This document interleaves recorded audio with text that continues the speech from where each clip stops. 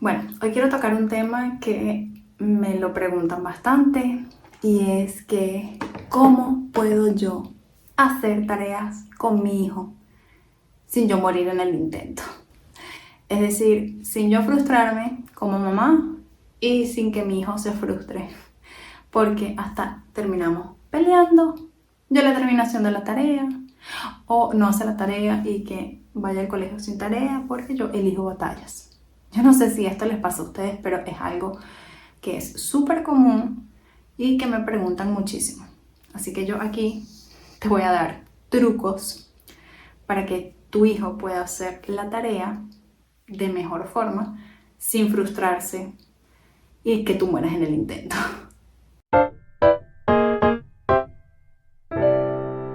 Empecemos con el primer truco. Yo creo que tenemos que quitarnos de la cabeza la palabra tarea. No sé qué palabra tú puedas ponerle, pero vamos a hacerlo como, ok, la hora de la diversión, la hora de hacer los ejercicios, la hora de, no sé cómo quieras llamarlo, que no sea como que tarea, que fastidio, ¿ok? Porque es como que, ay, ya tiene como ese nombre como una etiqueta negativa, una connotación negativa. Entonces, ¿qué vas a hacer? Tú vas a armar un calendario visual y en ese calendario visual vas a poner primero actividad, como le llames, y luego de esa actividad, pues obviamente algo que al niño le guste. Entonces, actividad no preferencial, que va a ser tarea, pero que la vamos a hacer de forma animada, ya yo te voy a dar trucos. Y luego actividad preferencial, juego libre, jugar carritos, comerte el yogur, qué sé yo, ¿ok?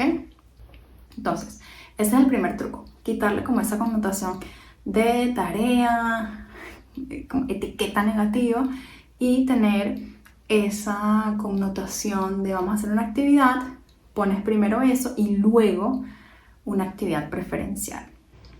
¿Cuál va a ser el segundo truco? Si yo te presento la tarea entera, va a ser como que demasiado ahogo para el niño. Entonces, mi sugerencia es que piques la tarea por pedazos, por trozos, y que en esos trozos tú puedas implementar cosas de movimiento cortas. Porque si es muy larga, me ha pasado que me dicen, Fabi, pero es que sí, si se empiezan a mover, después traerlos de vuelta a que hagan otra vez y se sienten, la tarea pues es caótica.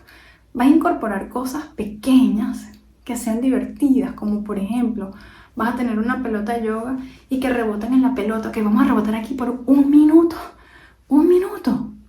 y luego hacemos el ejercicio 3 y 4, ¿ok?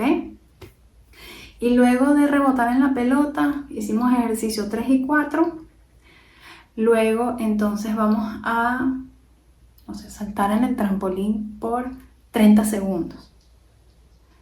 Te vamos a montar en el columpio. Miren, yo les voy a mostrar aquí rapidito. Yo le tengo a mi hija un columpio ahí guindado en la pared, digo en el techo. Pueden utilizar eso. Vamos a mecernos en el columpio por 30 segundos, por un minuto, ¿ok? Entonces, el truco número 2 es que van a picar esas tareas por pasos y lo van a hacer de forma divertida, es decir, añadiéndole movimiento. No solo eso, el tercer truco que les voy a dar es vean e internalicen el lenguaje que ustedes están utilizando con sus hijos a la hora de hacer tareas. ¿Por qué? Porque muchas veces los hacemos sentir de este tamaño. ¿Por qué? Porque eso no se hace así. Mira, te estás saliendo de la línea, mira, te estás borrando, esa letra quedó grandísima. No, te lo voy a volver a borrar y lo vas a volver a hacer y hasta que no te quede la letra. Cuiden el lenguaje que ustedes utilicen con sus hijos porque eso va a ser la gran diferencia entre que su hijo quiera hacer la tarea y se frustre o no, ¿ok? Entonces, mucho cuidado con el lenguaje. Traten de reforzarlo de forma positiva, pero tampoco no mucho.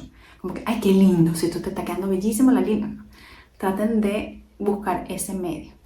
Y por último, yo les voy a recomendar que el ambiente en donde hagan las tareas es sumamente primordial. Muchas veces, y me siento yo también culpable en esto, muchas veces uno está en el celular porque tu jefe te mandó un mensaje de texto o tienes que responder un email, el otro hermanito está viendo televisión, quizás la otra persona está cocinando. O sea, cuiden el ambiente en donde están haciendo las tareas, qué está pasando alrededor, porque todos estos estímulos van a influenciar a que el niño pueda frustrarse, sí o no. Se les llena ese vaso de estímulos y es como que, ya yo no puedo más.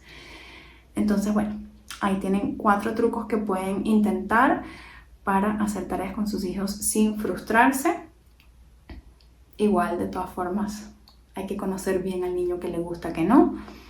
Hay niños, porque tengo mamás que me dicen funcionan muy bien si les coloco música de fondo. Hay otros que necesitan que estén callados por completo. Depende mucho del sistema sensorial de tu hijo, entre muchas otras cosas. Pero bueno, ahí tienen esos 4 trucos. Espero que puedan probarlo en su próxima cita de hacer la actividad / tarea, como quieran llamarlo. Y les funcione con sus hijos para que ustedes puedan tener paz mental y sus hijos pues no vean esa hora como la hora del aburrimiento y no se terminen peleando. Cualquier comentario, duda que me quieras dejar, hazlo aquí abajo y con muchísimo gusto te lo responderé. Nos vemos en los próximos videos.